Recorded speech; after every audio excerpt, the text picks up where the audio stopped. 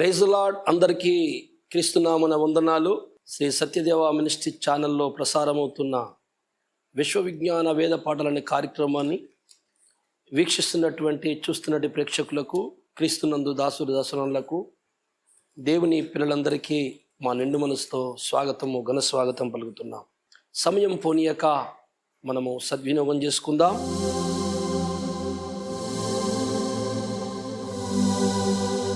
నేటి మన ధ్యానము కొరకు యెషయా గ్రంథము 60వ అధ్యాయము 8వ వచనాన్ని చదువుదాం. మేఘము వలెను ఎగయు గువ్వల వలెను గూళ్ళకు ఎగసి వచ్చు వీరెవరు. చాలు, చిన్న మాట ప్రార్థన చేసుకుందాం. మహాప్రభు, పరత్పరుడా, గోచరుడా, పూజ్యుడా, ఆరాధ్యుడా, అత్యంత దయగల్ల దేవా, మీ పావనమైన పరిశుద్ధ నామమును మరొకసారి స్తుతిస్తూ ఘనపరుస్తున్నాను. తండ్రి, ఈ వాక్యము చేత మాట్లాడి అందరి హృదయాలను తెప్పరిల్ల చేసి ఇంకా క్రీస్తు స్వరూపములోకి మమ్మల్ని చెక్కుమని, మాకు సహాయము చేయమని, వింటున్న వారికి మాకును తోడుండుమని మా రక్షకుడు ప్రభువైన యేసు నామములో ప్రార్థిస్తున్నాను తండ్రి, ఆమేన్. మంచిది. క్రీస్తునందు స్నేహితులారా, దేవుని పిల్లలారా, ఈరోజు పాఠము గూటికి ఎగసి వచ్చుచున్న ఈ గువ్వలెవరు? జాగ్రత్తగా ఆలోచించుదాం. మేఘముల వలెను ఎగియు గువ్వల వలెను ఎగసి వచ్చుచున్న వీరెవరు? మేఘములాగా ఎగిసే, రెక్కలతో ఎగిసే గువ్వలలాగా గూటికి వచ్చుచున్నవారు. ఏమన్నారా? ఈ మాటలోని అర్థము మనకు ఏం కనపడుతుందంటే, గూళ్ళకి గువ్వలు, పక్షులు ఉదయాన్నే గూడు వదిలి సాయంకాలం వరకు మనుగడ సాగించుకొని ఆహారం భుజించి చీకటి పడుతుండగా పక్షులన్నీ వారి వారి గూటికి వచ్చేస్తాయి. సాయంకాలం పూట జతలుగా వస్తుంటాయి పక్షులు, చాలా గూళ్ళకు ఎగసి వచ్చేస్తుంటాయి. చాలా వందలాది పక్షులు కూడా ఒకేసారి వస్తుంటాయి. పరిశుద్ధమైనటువంటి బైబిల్లో ఈ మాట ఎందుకు రాయబడినది? ఈ గువ్వలు ఎవరు? వీరి గూళ్ళు ఎక్కడున్నాయి? వీరు ఎక్కడి నుంచి ఎగసి వస్తున్నారు అని తెలుసుకునే ముందు అసలు వీరెక్కడి వాళ్ళు, వీళ్ళ అడ్రస్ ఏంటి? అసలు ఈ పక్షులు లాంటి వాళ్ళు ఎవరు? ఈ గువ్వలు లాంటి వారు ఎవరు? మేఘము వలె వచ్చే వాళ్ళు ఎవరు? మనం ఆలోచించినట్లయితే ఈ వ్యక్తులు ఎక్కడో పుట్టుండాలి, ఎవరికో పుట్టుండాలి కదా. ఏ పక్షికైనా ఒక పక్షికి పుడుతుంది, ఏ మనిషి అయినా ఒక మనిషికి పుడతారు. కనుక ఈ వ్యక్తులు కూడా ఒకవేళ గువ్వలు కాదు, మనుషులే అనుకున్నా, గువ్వలే అనుకున్నా, ఎవరికో ఇంకొక గువ్వకో లేకపోతే ఇంకొక వ్యక్తికో పుట్టుండాలి. వాళ్ళు ఎక్కడ పుట్టారో, వారు ఎవరి పిల్లలో అనేది మనం ఒక్కసారి వాళ్ళ తండ్రిని మనము గమనించి ఆ తర్వాత వీళ్ళు ఎక్కడికి వస్తున్నారో అనే సంగతిని మనం కొంచెం తెలుసుకుందాం. పరిశుద్ధ గ్రంథములో మనందరికీ తెలిసిన, అందరికీ సుపరిచితమైన వచనం ఒకటి ఉంది, మలాకి గ్రంథం. మలాకి గ్రంథము 4వ అధ్యాయము 2-3 వచనాలు ఒకసారి మనము చదువుదాం. అయితే నా నామమందు భయభక్తులు గలవారగు మీకు నీతి సూర్యుడు ఉదయించును, అతని రెక్కలు ఆరోగ్యము కలగజేయును. గనుక మీరు బయలుదేరి క్రొవ్విన దూడలు గంతులు వేయినట్లు గంతులు వేయుదురు. చాలు, ఒక్కసారి బాగా ఆలోచించుదాం. మనందరికీ తెలిసిందే ఇది. ఈ నీతి సూర్యుడు ఎవరయ్యా అంటే యేసుక్రీస్తు ప్రభుల వారు. అతనికి రెక్కలున్నాయి. ఆ రెక్కలు మనకు ఆరోగ్యము కలగజేస్తాయి. రెక్కలుండేది పక్షులకు, రెక్కలుండేది ఎగిరే రెక్కలుండేది పక్షులకు. మనుషులకు చేతులుంటాయి, ఈ చేతులతో పై గాలిలో ఎగరరాదు, పక్షి రెక్కలతో ఎగరచ్చు.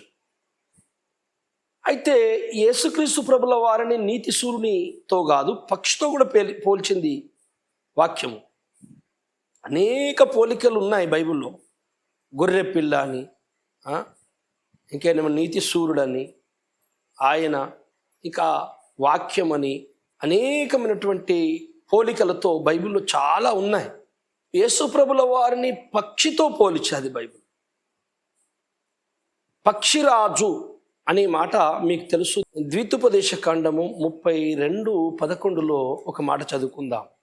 పక్షిరాజు తన గూడు రేపి తన పిల్లలపైని అల్లాడుచు రెక్కలు చాపుకొని వాటిని పట్టుకొని తన రెక్కల మీద వాటిని మోయినట్లు యెహోవా వానిని నడిపించెను. పక్షిరాజు అనే ఒక పెద్ద పక్షి, ఈగలు పైన తిరుగుతుంది. అది పిల్లలు చేస్తుంది, గుడ్లు పెట్టి పిల్లలు చేస్తుంది. అయితే ఆ గూటి ఎత్తైన స్థలములలో, కొండల మీద, పెద్ద చెట్ల మీద, పెద్ద పెద్ద వృక్షాల మీద, కొండల మీద ఈ పక్షిరాజులు పిల్లలు చేస్తాయి. తక్కువ దిగువన చెయ్యవు, పైకి ఉంటాయి అన్నమాట.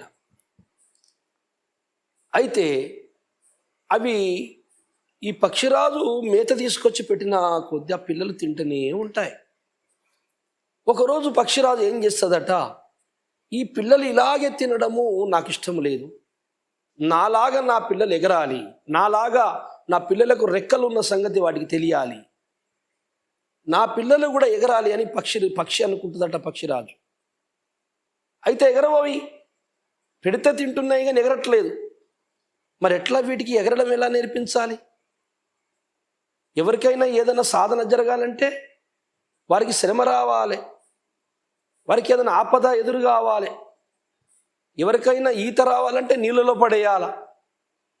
నీళ్ళు తాగుతామేమో అని ప్రయత్నంతో ఈత కొట్టుడు ప్రయత్నం చేస్తాడు. ఏది చేయాలన్నా ప్రయత్నం చేయాలి, సాధన చేయాలి అని చెప్పి పక్షిరాజు గూడు దూరం నుండి వచ్చి 2 కాళ్ళతో ఆ గూడును తన్ని పారేస్తారు, రేపుతుందట. అలా రేపినప్పుడు ఆ పక్షి పిల్లలు కీరుమంటూ కింద పడిపోతుంటే ఆ ఎత్తైన స్థలము నుండి, అప్పుడు ఈ పక్షి పెద్ద రెక్కలు ఇలా దాపుకొని రువ్వుమని పడిపోతున్న ఆ పక్షి పిల్లల కిందికి వస్తుంది. ఆ పిల్లలు వెంటనే రెక్కల మీద పట్టేసుకుంటాయి, మళ్ళీ అలా పైకి లేపుకెళ్తుంది. మళ్ళీ ఒకేసారి రెక్కలు మూసేసి కింద ఎత్తేస్తుంది. మళ్ళీ అవి కీరని కొట్టుకుంటూ అలా 2-3 సార్లు 4 సార్లు జరిగేసరికి ఈ పిల్లలు అలా కాపాడుకునే ప్రయత్నంలో, తనను కాపాడుకునే ప్రయత్నంలో రెక్కలు ఊపుతూ ఈకలు విడిపోయి బలము నొంది వాటికి ఎగరడం ప్రారంభిస్తాయి. ఇక భూమి మీద పడిపోవు, ఆకాశములో ఎగురుతూ ఉంటాయి. మా అమ్మలాగా మాకు కూడా ఎగరడం వచ్చిందని నేర్చుకొని సొంతంగా అవి కూడా బయలుదేరి ఆహారాన్ని సంపాదించుకుంటాయి. ఇది పక్షిరాజు తన పిల్లలకు చేసేటువంటి పని. అయితే యేసుప్రభుల వారు పక్షిరాజు అయితే ఆయనకు పుట్టినటువంటి పిల్లలందరూ పక్షిరాజు పిల్లలు. ఈ క్రమంలో ఈ పక్షిరాజు ఏం చేస్తున్నాడు? యేసు అనే పక్షిరాజు తన పిల్లలకు తనకెదురయ్యేటువంటి శ్రమలు ఎదురు చేసి వారికి సాధన నేర్పి ఈ లోక సంబంధమైన పాపశక్తుల మీద గెలవడం నేర్పిస్తున్నాడు. అందుకే యెషయా గ్రంథము 40:31 ఒకసారి చదవమ్మా. యెహోవా కొరకు ఎదురు చూచువారు నూతన బలము పొందుదురు, వారు పక్షిరాజుల వలె రెక్కలు చాపి పైకి ఎగురుదురు, అలయక పరుగెత్తుదురు, సొమ్మసిల్లక నడచిపోవుదురు. పక్షిరాజు ఎవరు? క్రీస్తు ప్రభు. ఆయనకు పుట్టిన మనందరము ఆ పక్షిరాజు రాగా రెక్కలు చాపి పైకి ఎగరాలి. ఆ పక్షిరాజులాగా మనము ఈ లోకాన్ని జయించాలి. అది కనుక ఇలా పక్షిరాజు పిల్లలమైనప్పుడు మన తండ్రికి రెక్కలు ఉన్నాయిగా, మన తండ్రి పక్షిరాజుకు రెక్కలు ఉన్నాయిగా. సో మనకు కూడా రెక్కలు ఉండాలి. మన తండ్రి రెక్కలతో జయించాడుగా, భూమి ఆకర్షణ శక్తి జయించి పక్షి పైకి వెళ్తున్నట్టు ఈ లోకాన్ని జయించాడుగా. అయితే మనము ఆ పక్షిరాజు అయిన యేసు పిల్లలమైన మనము ఈ లోకాన్ని జయించాలి. కనుక పక్షిరాజు పిల్లల వలె మనం పైకి ఎగరాలి. మనము పక్షిరాజు పిల్లలము. మన తండ్రి పక్షిరాజు, ఆయన యేసుక్రీస్తు. అందుకే ప్రభు ఒకసారి మత్తయి సువార్త 23 ఒక మాట అంటాడు, అది చదవమ్మా. యెరూషలేమా ప్రవక్తలను చంపుచు నీ యొద్దకు పంపబడిన వారిని రాళ్లతో కొట్టుచును ఉండుదానా, కోడి తన పిల్లలను రెక్కల క్రిందికి ఎలాగూ చేర్చుకొనునో అలాగే నేనును నీ పిల్లలను ఎన్నో మార్లు చేర్చుకొనవలనని యుంటిని, కానీ మీరు ఒల్లకపోతిరి. చాలు. కోడి తన రెక్కల కింద పిల్లలను చేర్చుకున్నట్టు మిమ్మల్ని నిన్ను చేర్చుకున్నాను. అంటే ఒక పక్షి రెక్కల్లాగా కోడికి కూడా ఉంటాయి. కోడి చాలాసార్లు ఏమిలరా, మా ఇంటి దగ్గర మా పాస్టర్ అమ్మ కోళ్ళని కొన్ని జాదుతుంది. నేను చాలాసార్లు చూస్తుంటా బయట కూర్చొని. మా ఇంటి దగ్గర కోళ్ళు ఉంటాయి, గద్దలు, పెద్ద పెద్ద గద్దలు వస్తాయి ఒకసారి. అయితే కోడి పిల్లలు పెట్టినటువంటి చిన్న కోడి పిల్లల తల్లి ఆ పిల్లల్ని మేపుతూ ఉండగా ఆ కోడి మీద ఆ పక్షి యొక్క నీడ అట్లా కనబడ్డ చాలు, వెంటనే తల ఇట్లని పైకి చూస్తుంది. అది కొర్రమంటుంది. చూసి ఆ పక్షి ఒకసారి ఏమైందంటే అలా కిందికి వచ్చి పిల్లల్ని కొట్టేద్దామని ఇట్లా ఇట్లా వచ్చింది. వెంటనే ఆ పిల్లలన్నీ ఒక రేకు కిందకో వెళ్ళిపోయినాయి, ఒక చెట్టు కిందికి. ఇది ఆ పక్షితో పాటు అంత పైకి ఎగిరింది కోడి. మళ్ళీ వచ్చి పిల్లలందరినీ రెక్కల కింద దాచుకుంది. కోడి కోపం చూసారా? ఒక కోడి అంత దూరం వెళ్ళిపోయింది, దాంతో పాటు పట్టుకొని, పక్షితో పాటు చాలా దూరం వెళ్ళిపోయింది. సో దేవుడు కూడా తన పిల్లలని కాపాడడానికి చాలా ప్రయత్నిస్తుంటారు, కానీ పిల్లలు రెక్కలను ఆశ్రయించాలి. పిల్లలు రెక్కలు ఆశ్రయించాలి అనగా యేసుక్రీస్తును ఆశ్రయించాలి, దేవుణ్ణి. వాళ్ళు లోకాన్ని ఎప్పుడైతే ఆశ్రయిస్తారో దేవుని రెక్కలు నిన్ను కాపాడవు, దేవుని రెక్కల నీడ నీకు ఉండదు, నువ్వు దూరం అయిపోతావు అని ఆయన కోడితో పోల్చుకుంటున్నాడు. కోడిలాగా మిమ్మల్ని ఎన్నోసార్లు ఎన్ని తప్పులు చేసినా, పొరపాట్లు చేసినా మిమ్మల్ని నా రెక్కల కింద తెచ్చుకున్నాను కదా యెరూషలేమా. ఆ రెక్కల కింద మనకు ఆశ్రయం. ఆ రెక్కల కింద మనకు మేలు జరుగుతుంది. ఆ రెక్కల కిందుండి మనం సాధన చేయాలి.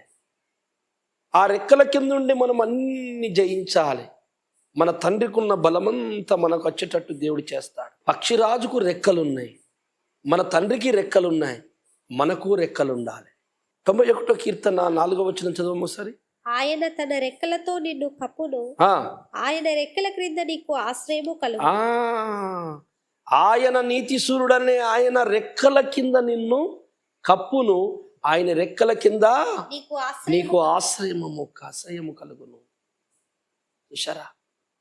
దేవుడు పక్షిరాజుతో పోల్చుకుంటూ మన యేసుక్రీస్తు ప్రభుల వారు తన పిల్లలందరినీ పక్షిరాజు పిల్లలుగా అంటున్నాడు. మీరందరూ నా రెక్కల కిందకి రండి, లేకపోతే దుష్టుడు అనే గద్ద మిమ్మల్ని కొట్టుకుపోతాడు. అందుకనే ఎప్పుడైతే కోడి పిల్లలు భయపడి తల్లిని వదిలి మాకేమవుద్దులే అని చెప్పి ఎడారులో తిరిగాయంటే కొట్టుకుపోతుంది. అక్కడ నీడ కనపడింది, తల్లి వర్రిందంటే పిల్లలన్నీ దాని రెక్కల కిందకి వచ్చేస్తాయి ఒకసారి. అలాగే ఈ లోకములో మనకి ఏదన్నా మాయా మనల్ని పాపములో పడవేసే పరిస్థితులు, కష్టాలు, బాధలు, వ్యతిరేకతలు, అవమానాలు ఎదురైనప్పుడు వెంటనే యేసు అనే మన పక్షిరాజు మన తండ్రి రెక్కల కిందికి వెళ్ళిపోవాలి. అక్కడే మనము రక్షింపబడగలం, అక్కడే మనకు అన్ని విధాల అనుకూలతలు ఉన్నాయి, అక్కడే మనకు సేఫ్, మేలు. అసలు ఆయన పక్షితో పోల్చుకోవడం ఏంది, మనల్ని పక్షి పిల్లలు అనుడేంది, అసలు ఈ రెక్కలేంది, ఈ ఎగురుడేంది, ఈ కప్పుడేంది? చాలా మర్మయుక్తమైన సబ్జెక్టు ద్వారా భూమి మీద దేవుడు చేసిన సృష్టిలో పక్షి సృజించినప్పుడు, పక్షులను చేసినప్పుడు, ఆ పక్షులు చేసిన దినమున, పక్షులు చేసిన విధానము మనము కొన్ని సత్యాలు అక్కడ గ్రహించగలము. ఆదికాండములో 5వ రోజున చేసిన కార్యం ఏంటంటే ఆకాశ పక్షులు, జలచరములు, చేపలు, ఆకాశ పక్షులు చేశారండి 5వ దినమున. 5వ దినమున ఈ చేపలు, పక్షులు ఎందుకు చేయాలి? ఇంకేదన్నా వేరే కలిసి చేయొచ్చు కదా. వీళ్ళు ఈ రెండే ఎందుకు చేయాలి అంటే, ఈ రెండీ చేయడానికి ఒక మర్మం ఉన్నది. అక్కడ చాలా విషయాలు ఉన్నాయి. ఎట్లంటే పక్షులు ఏం చేస్తాయంటే రెండు రెక్కలు ఉంటాయి వాటికి. అవి భూమికి ఆకాశానికి మధ్యలో తిరుగుతాయి రెక్కలు కొట్టుకుంటూ. రెక్కలతో పక్షి చేసే పని ఏంటంటే ఇలా కిందకి రెక్కలు ఊపినప్పుడు అది పైకి లేస్తుంటుంది. రెక్కలు ఈకలు ఉంటాయి ఇట్లా, ఇలా ఇలా ఈకలు ఇలా ఉన్నాయి, ఇలా ఇలా అంటే ఇలా అంటే ఆ గాలి అనేది రెక్కలకు తగులుతుంది, మీ అందరికీ తెలుసు. అప్పుడు కిందికి నొక్కినప్పుడు పక్షి పైకి లేస్తుంది. అక్కడ ఏం జరుగుతుంది? కింద పడిపోవాల్సిన పక్షి పైకి వెళ్తుంది అన్నమాట రెక్కలు పెట్టుకొట్టంగానే. అసలు ఇది కిందెందుకు పడుతుంది అంటే భూమి యొక్క ఆకర్షణ శక్తి. మనము ఒక పండు లేకపోతే ఒక కాయో ఏదో వస్తువు, ఓ పెన్ను అనుకుందాం, ఓ పెన్ను ఇలా పైకి వేసాం, అట్లా పైకి ఎందుకు వెళ్ళదు, అది మళ్ళీ కిందికి లాక్కుంది. అంటే భూమి యొక్క ఆకర్షణ శక్తి దాన్ని కిందకే లాగుతుంటుంది, పైకి ఎగరనివ్వదు, పైకి వెళ్ళనివ్వదు, అక్కడ ఆగనివ్వదు. ఏ వస్తువు వేసినా భూమి మీదకి రావాలి. అలాగే ఒక పక్షిను, గువ్వ పిల్లను, పావురన్ను పట్టుకొని అలా ఎగేస్తే అది కింద పడదు, రెక్కలు కొట్టుకుంటూ పైన తిరుగుతుంటుంది. ఎందుచేతంటే అది రెక్కలతో భూమి ఆకర్షణ శక్తిని, అంటే తనను కిందికి లాగుతున్నటువంటి శక్తి ఏదైతే ఉన్నదో ఈ భూమి ఆకర్షణ శక్తిని అది కిందకు తన్నుతూ నేను రాను కిందకి అనుకుంటూ పైకి వెళ్తుంది రెక్కలతో. ఆ రోజు రెక్కలు 5వ దినమున రెక్కలు గల్ల పక్షులను చేశాడు. అదే దినమున చేపలు ఎందుకు చేశారంటే చేపలు కూడా రెక్కలే. చేపకు రెక్కలు లేకపోతే దేవులరా అవి కిందికి వెళ్ళిపోతాయి. చేపలు పైకి ఎగురుతాయి నీళ్ళ మీద, కింద పడతాయి రెక్కలతో లేచి. ఆ రెక్కలతోన చేప జయ్య నీళ్ళలో తిరుగుతుంది. సో చేపలు కూడా ఆ నీటిలో ఉన్నటువంటి భూమి ఆకర్షణ శక్తిని జయించుకుంటా నీటి మీద తిరుగుతుంటాయి. కనుక రెక్కల గల వాటిని, అంటే భూమి ఆకర్షణ శక్తిని జయించే వాటిని 5వ దినమున చేశారు. ఇలాగ 5వ దినమున చేసినటువంటి రెక్కలు గల్ల పక్షులతో మన పక్షిరాజు అయిన మన ప్రభు అయిన యేసు పోల్చుకున్నాడు పక్షిరాజుతో. మనందరం పక్షిరాజు పిల్లలం కనుక మన తండ్రికి రెక్కలు ఉన్నాయి, మనకు రెక్కలు ఉన్నాయి. ఎందుచేత పక్షి రెక్కలతో మనల్ని ఎందుకు పోలుస్తున్నాడు పక్షితో అంటే పక్షులు చేసే పని భూమి లాగుతుంటే అవి కింద పడకుండా దాన్ని జయించి పైకి ఎగురుతూ ఉంటాయి. అలాగునా ఈ పక్షిరాజు, ఈ నీతి సూర్యుడు భూమి మీద అవతరించినప్పుడు ఈ లోకమనే పాప ఆకర్షణ, ఈ లోకమనే పాపము ఆయనను పాపములో పడేయటానికి అనేక పలు విధములుగా శోధించింది. యేసు ప్రభుల వారు బాప్తిసం తీసుకొని 40 దినములు పరిశుద్ధాత్మ చేత ప్రేరేపింపబడి ఇలా అడవికి వెళ్ళి 40 దినములు ఉపవాసం ఉన్నప్పుడు సైతాను అనేక పలు విధములుగా ప్రభును శోధించాడు. నువ్వు ఆయన ఆకలితో ఉన్నావని, రొట్టెలు తినుమని, నువ్వు నాకు నమస్కరించుమని, నీకు ఈ మహిమనిత్తానని అనేక రకాలుగా శోధించాడు. కనుక ఆయన పడలే. ఆయనను చాలామంది నువ్వు మంచివానివి కాదు అని శోధించారు, బాధ పెట్టారు, దుఃఖ పెట్టారు. నువ్వు దెయ్యముల రాజు అన్నారు. ఎంత బాగు చేసినా, ఎంతమందిని బాగు చేసినా ఎక్కిరించారు. లాస్ట్కి ఇతన్ని ఓడిపోతాడేమో కోపానికి రావాలని చెప్పి మీద ఉంచారు, కొరడాలతో కొట్టారు, పిడిగుద్దులు గుద్దారు, అపహాసం చేశారు, ముళ్ళ కిరీటం పెట్టారు. ఒక చిన్న కోడిపిల్లని కదా లేపి ఇసిరి సిలువ మీద ఇట్లా కొట్టి 4 బలడ్యులు, దేహదారుఢ్యము కలిగిన వీరులు కాళ్ళు రెక్కలు బట్టి కోడిపిల్లని లేపిన యేసయ్యని సిలువకేసి కొడితే ఒక్కరిని తిట్టలేదు, బాధపడ్డాడంతే. లోపల ఓర్చుకున్నాడు. శీలలేసి ఇంతింత శీలలేసి కొట్టారు, విలవిల కొట్టుకున్నాడు. కానీ ఎట్టి పరిస్థితుల్లో ఈ లోక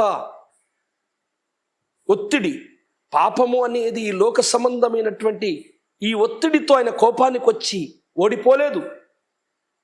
చివరిగా ప్రాణాలు వదిలి పాతాళ శక్తుల్ని గెలిచి తిరిగి లేచాడు, జయించాడు, ప్రతిశోధన జయించాడు. అప్పుడు అంటున్నాడు, నేను పక్షిరాజుని, మీరు నా పిల్లలు, పక్షిరాజు పిల్లలు. కనుక ఇదిగో పక్షులు కదా భూమి ఆకర్షణను జయించినట్లు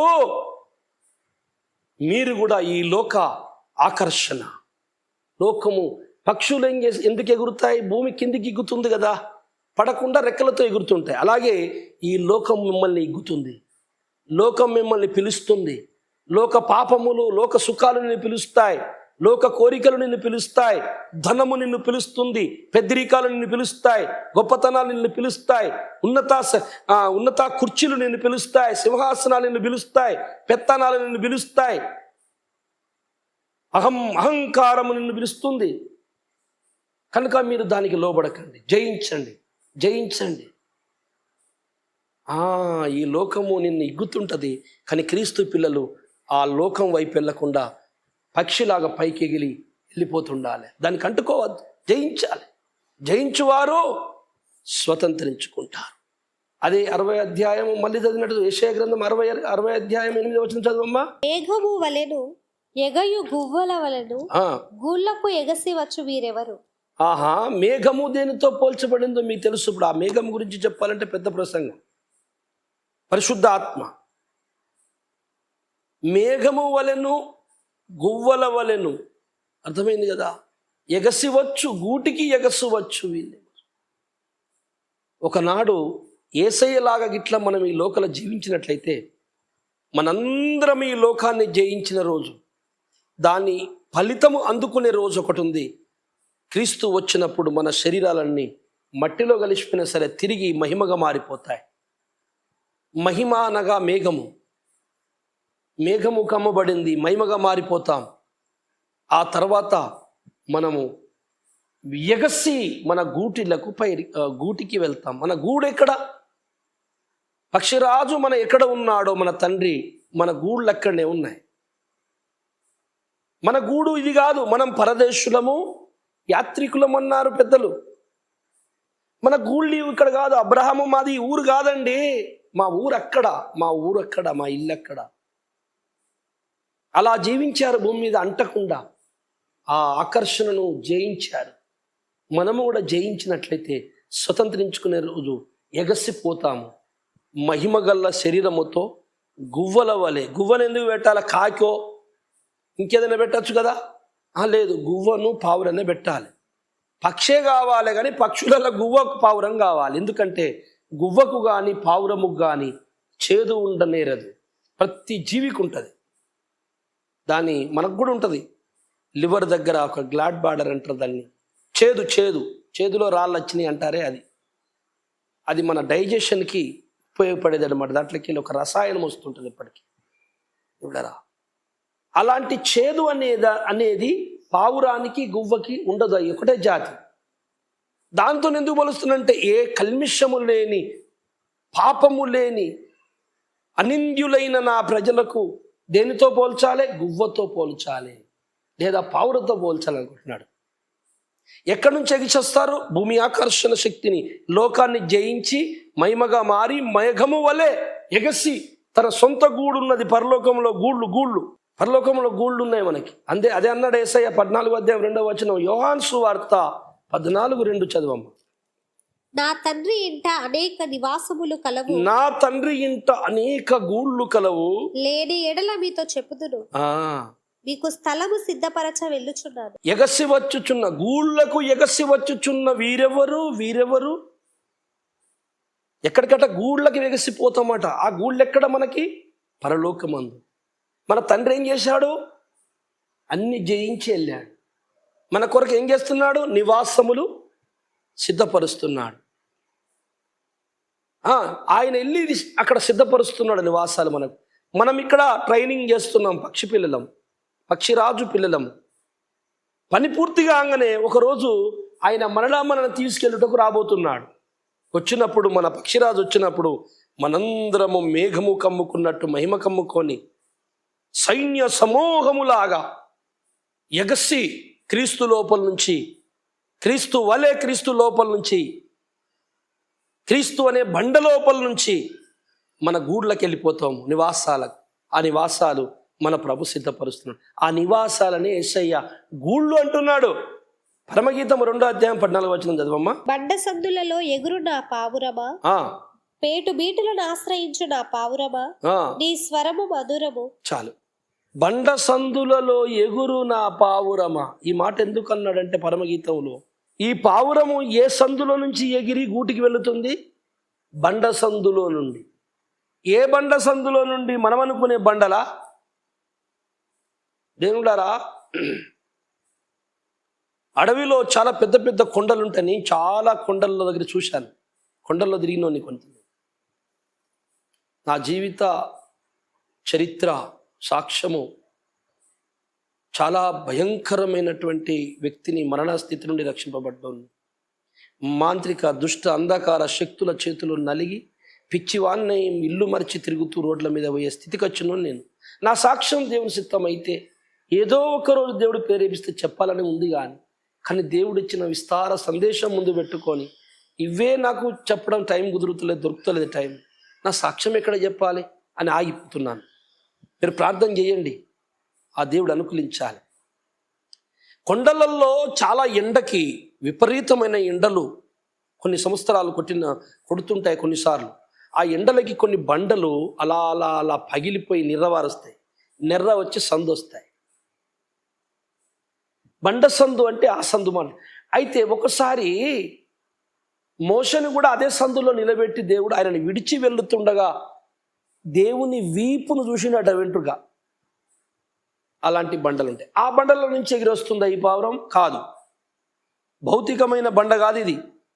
ఈ బండ ఎవరు? 1 కొరింథీ 10:4 అందరూ ఆత్మ సంబంధమైన ఒకే పానీయమును పానము చేసిరి, ఏలయనగా తమ్ముడు వెంబడించిన ఆత్మ సంబంధమైన బండలోనిది త్రాగిరి, ఆ బండ క్రీస్తే. ఆ బండ క్రీస్తే అంటే బండ సందులో నుండి, అంటే యేసు అనే బండ సందులో నుండి వచ్చింది ఈ పావురము. బండ సందుల్లో ఎగురు నా పావురమా. క్రీస్తు అనే బండ మన కొరకు చీల్చబడింది. క్రీస్తు అనే బండ మనకు పగిలిపోయింది, మన కొరకు గాయపరచబడ్డది. క్రీస్తు అనే శరీరం మన కొరకు పగిలిపోయింది. అలనాడు అరణ్యములో ఇశ్రాయేలు ఆ బండ సందులో నుండి వచ్చిన నీళ్లు దాగి బతికారు. ఇలనాడు పరలోక వాసులు, పరలోక యాత్ర చేసే పక్షిరాజు పిల్లలు ఈ బండ పగిలినటువంటి ఆ బండ శరీరములకెళ్ళి రక్తములకెళ్ళి పుట్టి ప్రయాణం చేస్తున్నారు. అందుకే బండ సందుల్లో ఎగిరే నాపావురమా అనగా క్రీస్తులో నుండి పుట్టిన నాపావురమా. పరమగీతము 6:10.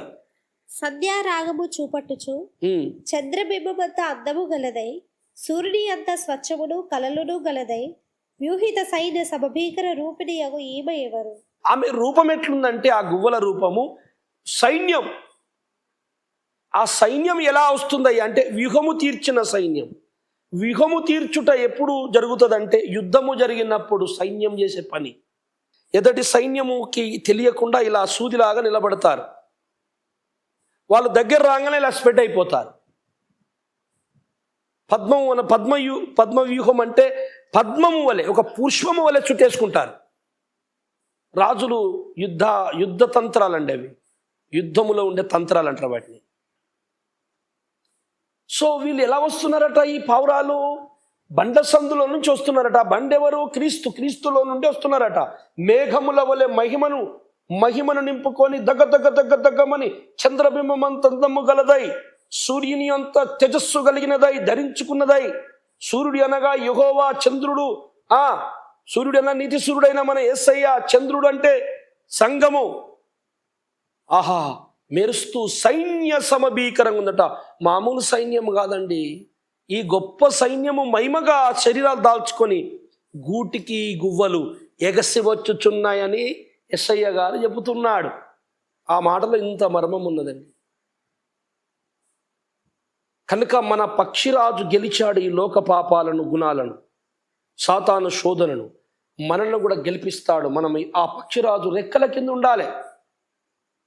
అందుకే క్రీస్తులో పుట్టుండి మనము బాప్తిస్ము తీసుకొనుట, క్రీస్తును ధరించుకొనుట. చూశారా? క్రీస్తులో నుండి మనం పుట్టాలనగా ఆ క్రీస్తు అనే బండ నుండి బయటికి రావాలి సంఘం. ఆదాముని పక్కటెముకల నుంచి అవ్వ బయటకు వచ్చింది. యేసు అనే బండ సందుల్లోకి వెళ్ళి, ఆయన రక్తములకి వెళ్ళి సంఘం బయటికి రావాలి. అలా తన కుమారుని లోపల నుంచి బయటికి రావాలి సంఘం అని చెప్పుటకే ముందుగా ఆదాముకు అవ్వనిచ్చేటప్పుడు ఇంకొక మట్టి ముద్ద తీసుకొని చెయ్యకుండా తన ఎముకల నుంచి తీశాడు యేసయ్య. మర్మము గల్ల దేవుడు ఎక్కడ తప్పాడు, ఆయన కరెక్టే ఉన్నాడు. మనుషులు అహంకారము చంపుకోలేక తప్పుని ఒప్పుకొని వదిలిపెట్టలేక సత్యమును గ్రహించట లేదని లేఖనం చలవిస్తుంది. అయితే మన పక్షిరాజుకు జరిగింది మనకు కూడా జరుగుతుంది.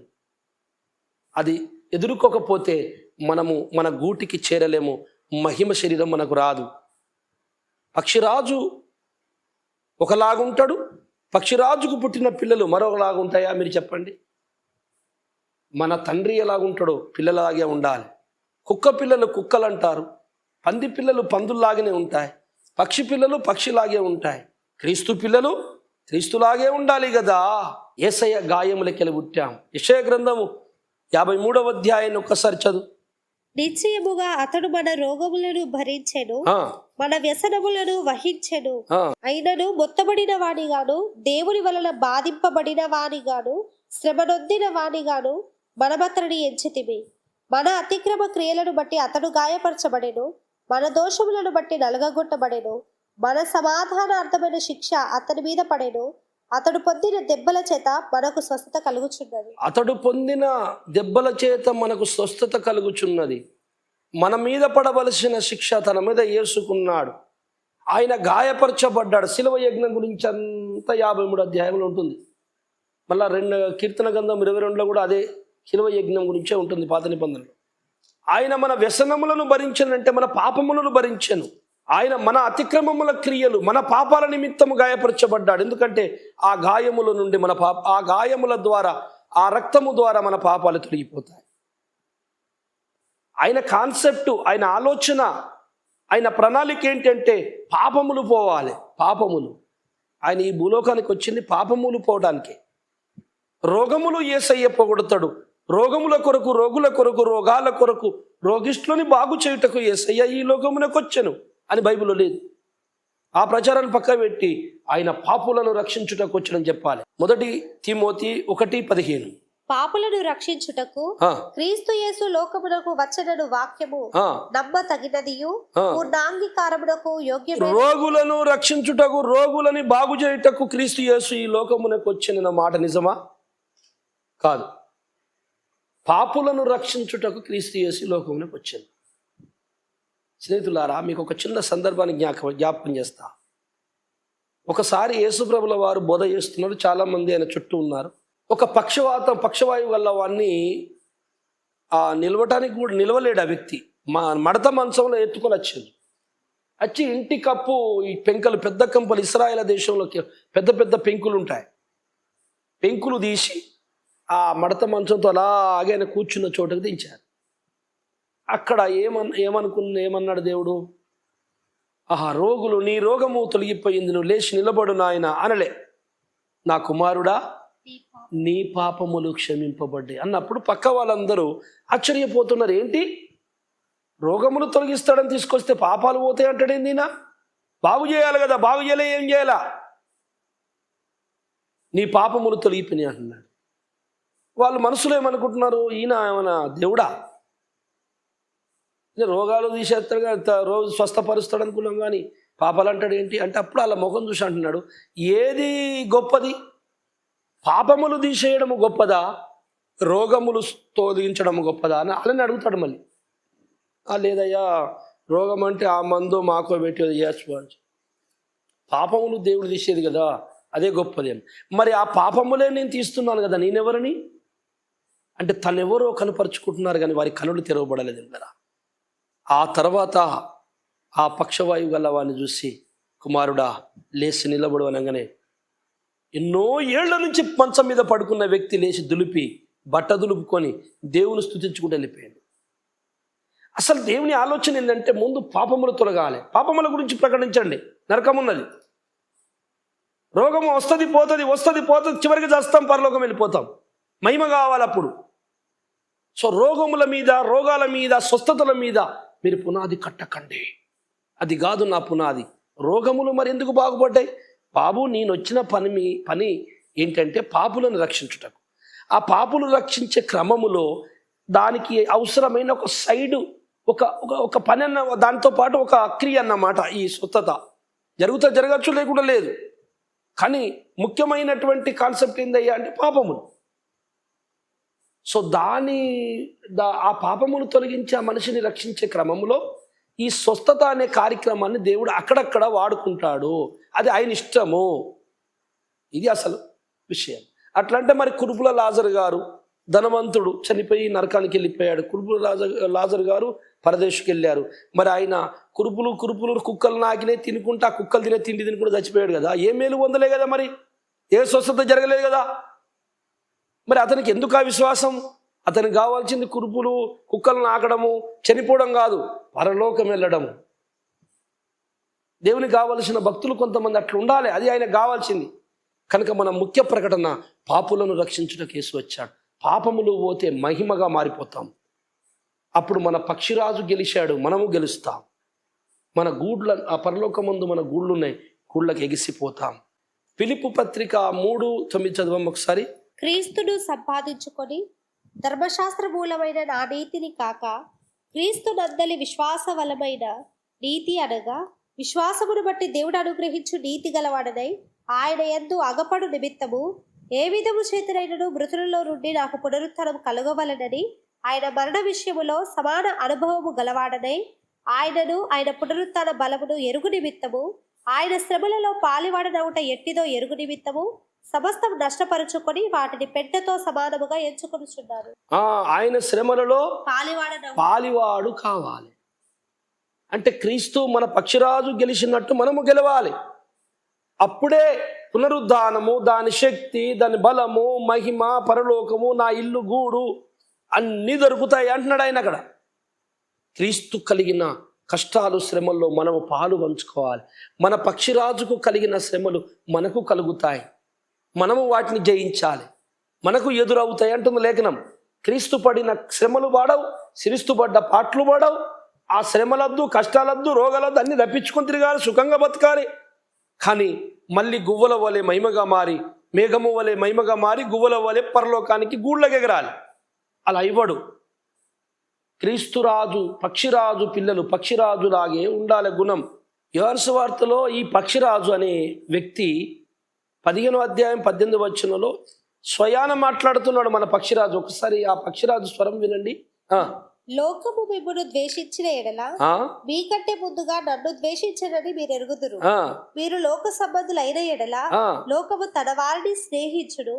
అయితే మీరు లోక సంబంధులు కారు, నేను మిమ్మును లోకములో నుండి ఏర్పరచుకొంటిని, అందుచేతనే లోకం మిమ్మును ద్వేషించుచున్నది. చాలు. అంటే మన పక్షిరాజుని ద్వేషించింది ఈ లోకము, మనం కూడా నీతిగా బతుకుతే ద్వేషిస్తుంది. లోకము మిమ్మల్ని ద్వేషించట్లేదు, స్నేహిస్తుంది. అంటే మీరు లోక సంబంధులే అంటుంది బైబిల్ అక్కడ. లోకము తన వారిని స్నేహించును, తన వాళ్ళు కాని వారిని ద్వేషించును. చూశారా? లోకం అంటే ఏంటిది? లోక గుణాలు, లోక పాపాలు, పాపము, నేత్రాశ, జీవడంబములు, నేత్రాశ, ఈ ఆశలు, కోరికలు, పాపాలు అనేటివి ఈ లోకులల్లో ఉంటుంది, ఆ లోకస్తులల్లో ఉంటుంది. వాటితో మనం స్నేహం చేస్తే ఫ్రెండ్షిప్ కుదురుతుంది వాళ్ళతో మనకి. అవి మాకొద్దు అను అంటే వీడెవడో మనకు తెలియదు లేరా, వీడు మనకెందుకురా అంటారు. కనుక లోకమును జయించండి, జీవపు డంబములు జయించండి, నేత్రాశను జయించండి, శరీర కోరికలు జయించండి, నీ శరీరములో అహంకారం, కోపము జయించండి. ఇవన్నీ జయించండి. పక్షిరాజు జయించాడు మీ రాజు, మనం కూడా జయించాలి. అందుకే క్రీస్తు శ్రమల్లో నేను పాలు పంచుకుంటున్నాను అంటున్నాడు పౌలు. చాలా కొరింథీయులకు రాసిన పత్రిక చాలా విషయాలు చెప్పాడు. అనేక శ్రమలు పడుతున్నా నేను, అన్నీ మీకు తెలుసు. కీర్తన 34:19 చదవమ్మా. నీతిమంతునికి కలుగు ఆపదలు అనేకములు, వాటి అన్నిటిలో నుండి యెహోవా వారిని విడిపించును. నీతిమంతునికి కలుగు శ్రమలు అనేకములు, వాటి నుండి ఆ యెహోవా వారిని విడిపించును. కనుక నీతిమంతుడు కాదా మీ యేసు ప్రభు? ఆయనకి ఎందుకు శ్రమలు వచ్చినాయి అని ఒక ఆయన అడిగాడు. నేను అన్నాను సరిగ్గా చదువు, అది ఇంకేంది ఆయక నీతిమంతునికి శ్రమలలోంచి దేవుడు కాపాడతాడట కదా, వాటిలో నుండి ఉంది కదా.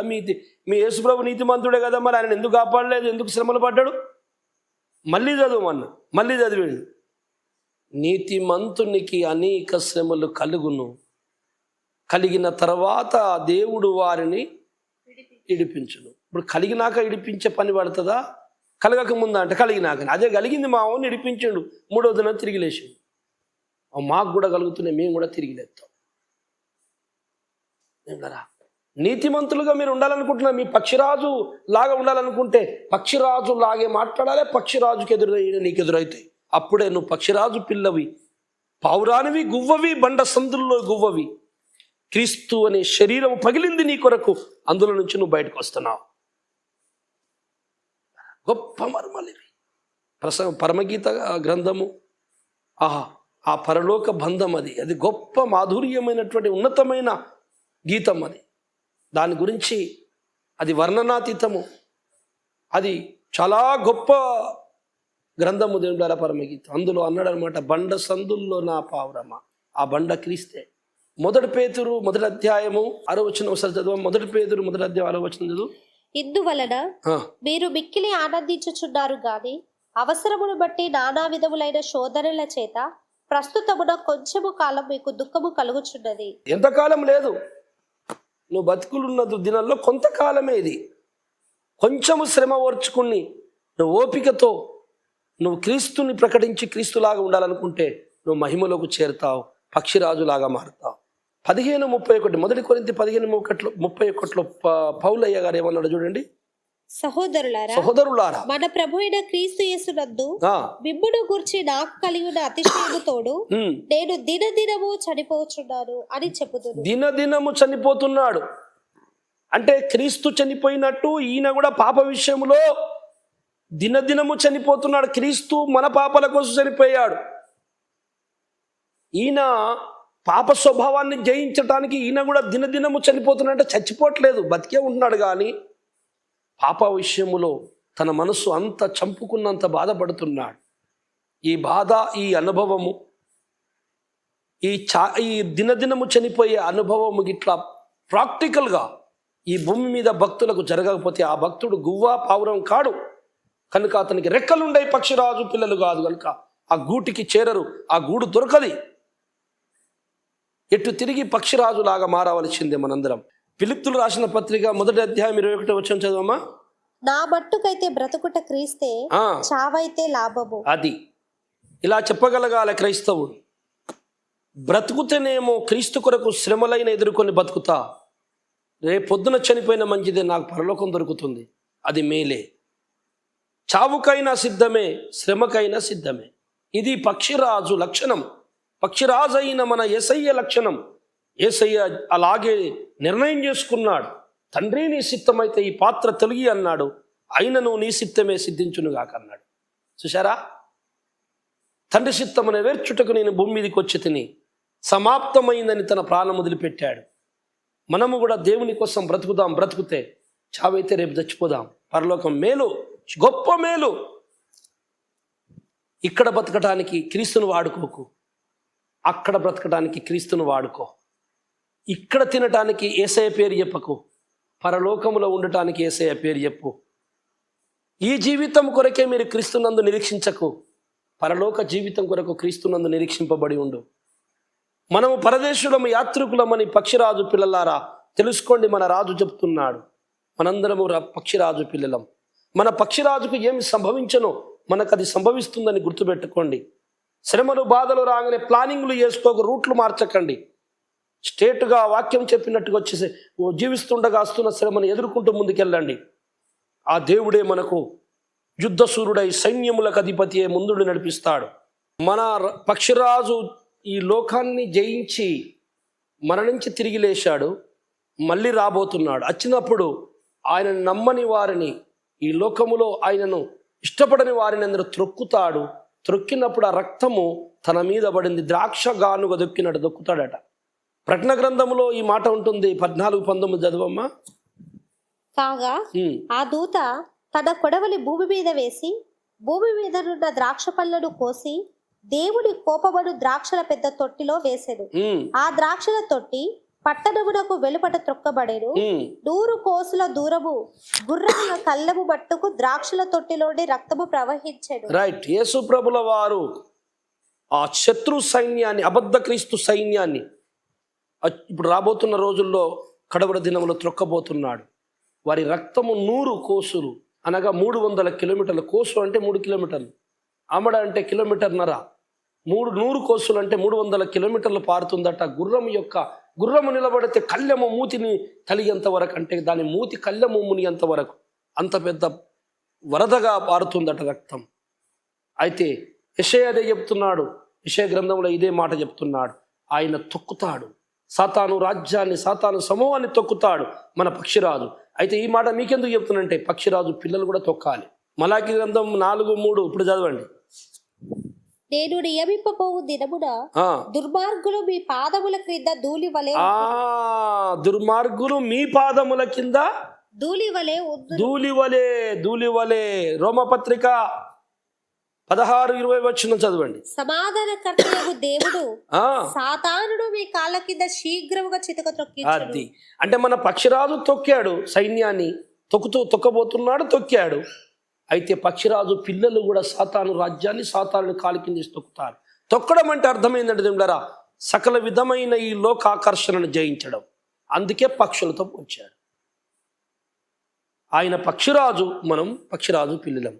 భూమి ఆకర్షణ శక్తిని పక్షులు జయించినట్లు మనం కూడా ఈ పాపపు స్వభావాన్ని, సాతానులను, వారి ప్రేరేపణలను జయించి వాటికి తల వంచక ఎన్ని కష్టాలైనా బాధలైనా ఎదుర్కొని అలాగే నిలబడుతున్నాం కనుక మనం జయించాం కనుక జయించిన వారు వీటిని స్వతంత్రించుకుంటారు. దయచేసి మనందరము ప్రభు చెప్పినట్టు పక్షిరాజు పిల్లలుగా, ఆయన పిల్లలుగా ఈ లోకాన్ని జయించిన వారిగా ఉందాం. అప్పుడే ఆయన వచ్చినప్పుడు మనందరినీ మహిమగా మారిపోతాము.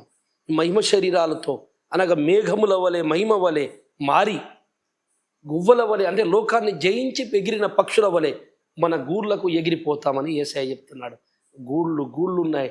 ఆ గూళ్ళే యేసయ్య అన్నాడు, మీకు నివాసములను నేను సిద్ధపరచవెలుచున్నాను. మన నివాసములు ఈ భూమి మీద నువ్వు శ్రమపడి, కష్టపడి, డబ్బులు, ధనము, ఆస్తులు కరగబెట్టి దేవుని కోసం కష్టపడితే అది ఊరికినే పోతుంది అనుకుంటున్నావా? దానికి 100 రెట్లు నీ కొరకు అక్కడ దగ్గమని మెరిసే మహిమలోకాలు ఉన్నాయి. నీకు మహిమ ప్రపంచ రాజులు, కిరీటాలు, ఘనతలు ఉన్నాయి. ఈ ఆనందాల కంటే ఆనందం చాలా గొప్పది. ఇక్కడ చచ్చిపోయే మనుషులు 4 రోజులు, తుష్టమైనటువంటి 4 రోజులు బ్రతికి అంతలోనే మాయిపోయే మనుషులు మెచ్చుకుంటే లాభం లేదు, వాళ్ళు కూడా చచ్చిపోతారు, ఈ లోకమే ఉండదు. కానీ మనల్ని అక్కడ మెచ్చుకోబోతున్నది ఎప్పటికీ ఉంటుంది. వాళ్ళు ఎవరో తెలుసా? యుగ యుగాలు ఎప్పుడు దేవుని దగ్గర ఉండే దేవదూతల లోకాలు మనల్ని మెచ్చుకుంటారు. అక్కడ ఘనతలు దొరుకుతాయి. ఆ ఘనత ఇక పోదు, ఆ కీర్తి ఇక పోదు, ఆ మహిమ ఇక పోదు, ఆ సుఖం ఇక పోదు, ఆ నవ్వు ఇక పోదు. నువ్వు ఈ లోకములో ఈ మనుషుల చేత గనపరచబడాలి, మనుషులను మెచ్చుకోవాలి, మనుషులను కూడా గొప్ప అని అనుకుంటున్నావు. కానీ వాళ్ళు నిన్ను అనేటోళ్ళు కొన్ని రోజుల్లో మాయమైపోతారు. నిన్నెవరు మెచ్చుకుంటారు? నీ ఘనత ఎక్కడికి వస్తుంది? నీ ఘనత ఏమైపోతుంది? ఈ లోకము దేన్ని ఘనముగా ఎంచుతుందో దానిని దేవుడు నీచముగా ఎంచుతున్నాడు అన్నది. లోకము దృష్టికి ఏది ఘనమైనదో అది దేవుని దృష్టికి నీచమైనది. మనము దేవుని దృష్టికి ఘనముగా బతకాలంటే కురుపుల లాజర్లాగా, యోబు వీరుడులాగా బ్రతకాలి, పౌలులాగా, అబ్రహాములాగా బ్రతకాలి. కనుక వీళ్ళందరి సమూహమే సైన్య సమభీకర రూపిణి అంటున్నాడు. బండ సందుల్లో అంటే యేసులో నుంచి వచ్చి యేసు రక్తములో కడుక్కొని బట్టలుత్తుక్కొని మహిమగా మారి వస్తున్న పావురములు అంటున్నాడు. అవి గూటికి ఎగసి వెళుతున్నాయి. అనగా పరలోకములో వారికి ఒక్కొక్కరికి ఒక నివాసము, ఒక అధికారము, ఒక రాజ్యము, ఒక కిరీటము, ఒక గొప్ప పదవి ఉన్నది. వాళ్ళ గూళ్ళకు వాళ్ళు వెళ్ళిపోతున్నారు. ఇది మన గూడు కాదు, ఇది మన లోకము కాదు, ఇది మన సొంతము కాదు, పరదేశులము, యాత్రికులము. ప్రియులారా, ఈ పాఠాన్ని మీరు అర్థం చేసుకుని ధ్యానించి ఆ దేవుడి దగ్గరికి ఇంకా మీరు దగ్గరగండి. ఏ విషయంలో ఆ ప్రభుకు దూరం ఉన్నారో ఆ విషయంలో మీరు దిద్దుబాటు చేసుకొని తొందరగా దేవునికి దగ్గరగండి. ప్రార్థన చేసుకుందాం. ఈ పాఠం మీ హృదయంలో దేవుడు ఫలింపచేయునుగాక. సర్వేశ్వర, సకల యుగములో తరాలలో నివసించువాడా, ఉన్నవాడా, అనువాడా, ఆది అంతము లేనివాడా, ఎంతో పెద్ద సందేశాన్ని తక్కువలో ఈరోజు మాకు తక్కువ సమయంలో చెప్పినందుకు నీ కృతజ్ఞతలు. క్రీస్తు వలె మారాలంటే క్రీస్తు వలెనే ఉండాలి. పక్షిరాజుని, పక్షుల్ని ఎందుకు పోల్చావో చెప్పావు. మేఘం అంటే ఏందో చెప్పావు. ఎక్కడికి అత్తారో ఏ గూళ్ళు, ఆ గూళ్ళు ఏంటో చెప్పావు. ఇక్కడ జయించకపోతే అక్కడ దొరకదని చెప్పావు. క్రీస్తు శ్రమల్లో పాలు పంచుకోవాలని చెప్పావు.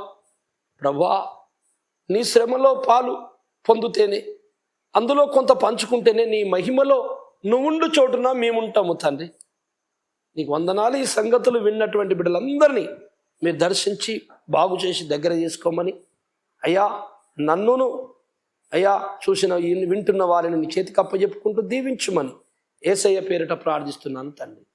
ఆమేన్. మంచిది, అందరికీ వందనాలు. Praise the lord. దేవుని చిత్తం అయితే మరొక దినం కలుసుకుందాం. అంతవరకు సెలవు. మా కొరకు మీరు ప్రార్థించండి, మీ కొరకు మేము ప్రార్థిస్తాము. దేవుడి మిమ్మల్ని దీవించును గాక. Praise the lord.